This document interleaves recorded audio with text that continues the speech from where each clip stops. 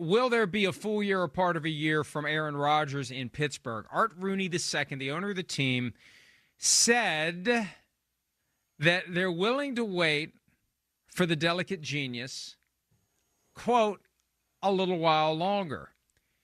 I really wonder when the clock strikes 12 for the Steelers and Aaron Rodgers. At one point, Michael, head coach Mike Tomlin said the line of demarcation is training camp. And, hey, Brett Favre didn't show up until the middle of August for the Vikings in 2009. And there was a schism in the locker room between Brett Favre and Tavares Jackson. And all it took was one practice, and there was no schism anymore. Because, Brett Favre. We've never seen that before. And it's going to happen with Aaron Rodgers whenever he shows up. So I really wonder when the train leaves the station for the Steelers and Aaron Rodgers. And I guess we would know if the Steelers go out and make a move for a quarterback, because it can't be Mason Rudolph and Skylar Thompson. Mike, I know we talked about this before. I just can't. The reason I'm repeating myself, because it's the Steelers. I have so much respect for the Steelers that I'm just aghast that they're doing this. I can't believe how badly they bungled their quarterback situation. That we're almost in June and they're waiting on Aaron Rodgers to solve their 2025 quarterback problem. And we know they're going to have a 2026 quarterback problem no matter who it is. So if Aaron Rodgers doesn't come, all right, you're going to go with Will Howard, who you drafted in the 6th round, or Mason Rudolph, which means in 2026, you'll go back and you still will be looking for a quarterback. I just can't believe that one of the smartest teams in the league, one of the most successful teams in the league, is in this situation. And really, it really could have been solved. How about this? Wouldn't you rather just develop Justin Fields? You had Justin Fields and Russell Wilson under contract. Say goodbye to Russell Wilson. Okay, it's not going to work. Signed Justin Fields to what the Jets gave him. Why would you do that? I just can't believe that the Steelers are having these quarterback problems. The last team in the league to not know who their starting quarterback is. And they are in that position where, you know, they're the guy who has the engagement ring out and he's dropped to a knee and he's holding it there and he's waiting and he's waiting and he's waiting and he's waiting. And his attitude is, take your time. I'll wait. I'll be here. Take your time. I'll still be here on my knee holding this tiny little box while you decide what you're going to do. I want to say this. And you know what? I've already written it.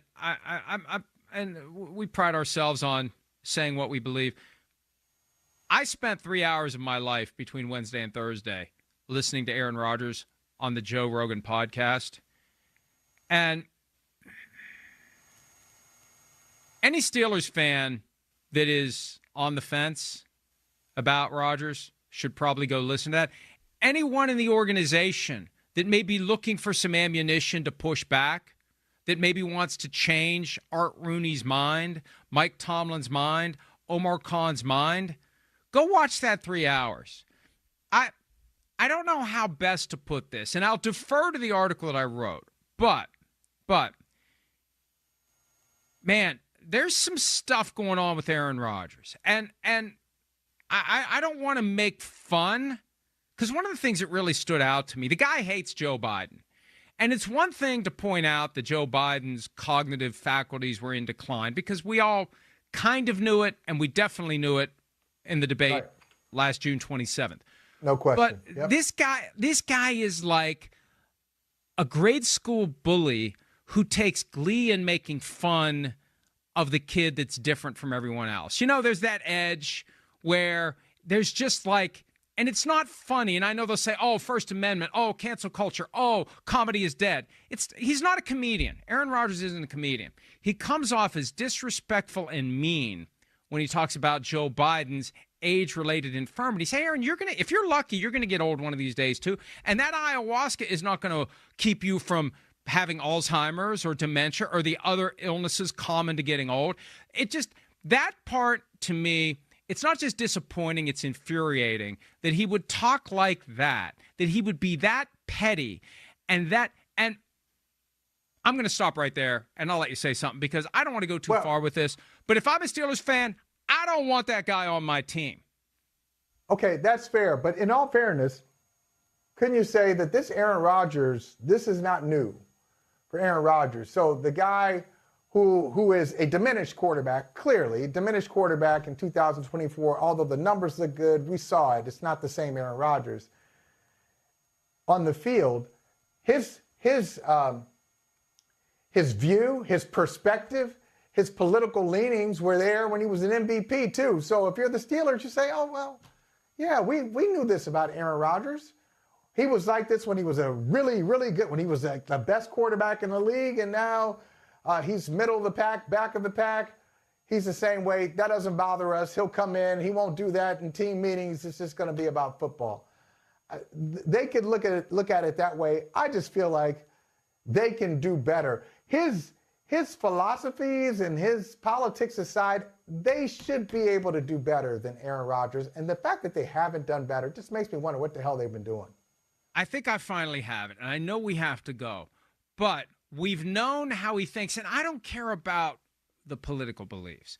I don't care necessarily if he's pushing around. I do care if he's a 9/11 truther. I do care if he's a Sandy Hook truther. And CNN reported that he was sharing some deranged conspiracy theories at the Kentucky Derby a year or two after the shooting. But yeah, that's crazy. That stuff is crazy. Indefensible. This is what's so jarring about the podcast. We can know what someone's beliefs are, but it's different to have access to 3 hours of that person sitting with someone else with no filter talking about them. That's the difference. That's what's so jarring about it, because there's no pretense, there's no scrubbing, there's no PR. He's just saying whatever he wants to say, and that's what really kind of hits you in the head with a baseball bat.